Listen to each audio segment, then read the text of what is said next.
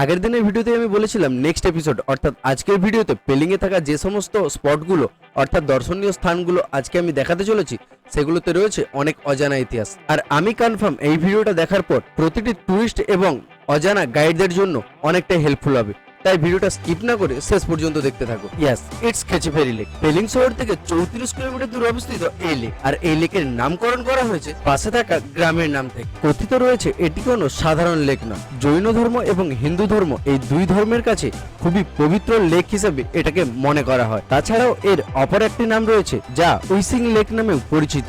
কথায় বলে এখানে যে কোনো উইশ করলে সেটা ফুলফিল হয়, তাই মূল প্রবেশদ্বার দিয়ে এন্ট্রি করে ডান দিকে থাকা মনস্ট্রি এবং তারই একটু উপরে থাকা বৌদ্ধ মন্দিরকে দূর থেকে দর্শন করে আপাতত বেশ কিছুটা হাঁটা পথে রাস্তার দুপাশে ঘেরা জঙ্গল আর শত শত বর্ষের পুরনো কিছু গাছের আড়াল থেকে ঝিঝি পোকার ডাক শুনতে শুনতে এগিয়ে গেলাম লেকের দিকে।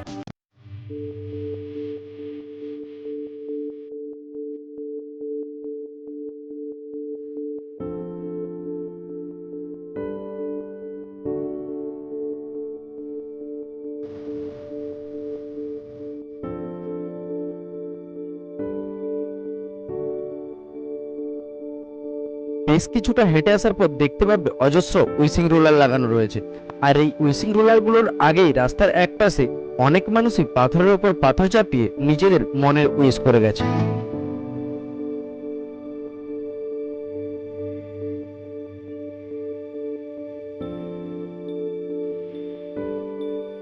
আর এই হলো সেই লেক, যেটা দেখার জন্য টিকিট কেটে আমাদের ভেতরে ঢুকতে হলো। এই লেকটা রয়েছে। Yes, good morning everybody.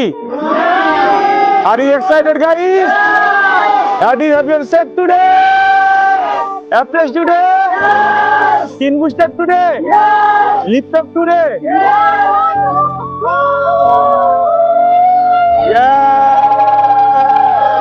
তো পেছনে যে এরকম একটা সুন্দর প্লেস দেখতে পাচ্ছ, যেখানে হাজারো হাজারো ফ্ল্যাগ লেগে আছে।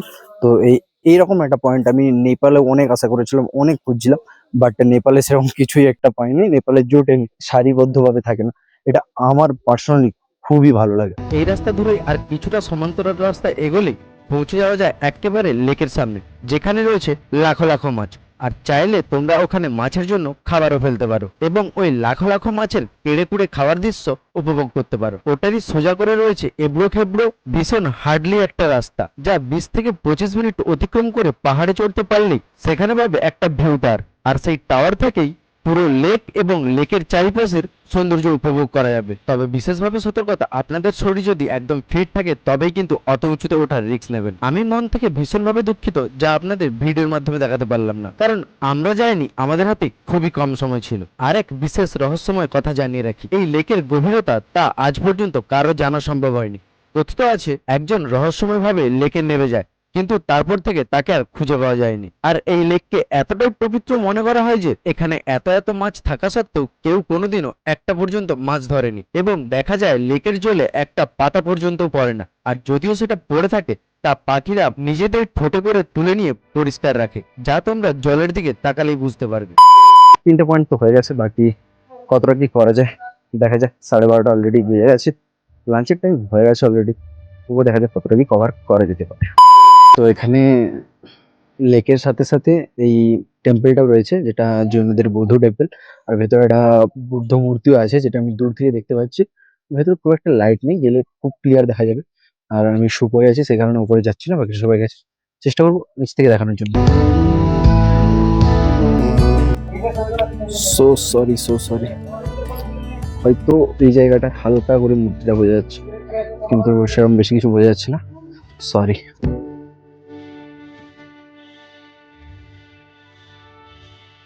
আমি খুব ভালো মতো জানি আজকের ভিডিওতে অনেক কথা বলেছি, ইভেন প্রচুর বকবক করেছি, বাট কি আর করার, it is information video, so বকবক তো একটু করতে হতোই। তাই চলো আজকের ভিডিও এই পর্যন্ত, দেখা হবে পরের ভিডিওতে। আর চ্যানেলে প্রথম হলে নিশ্চয়ই একটা সাবস্ক্রাইব করে যাও।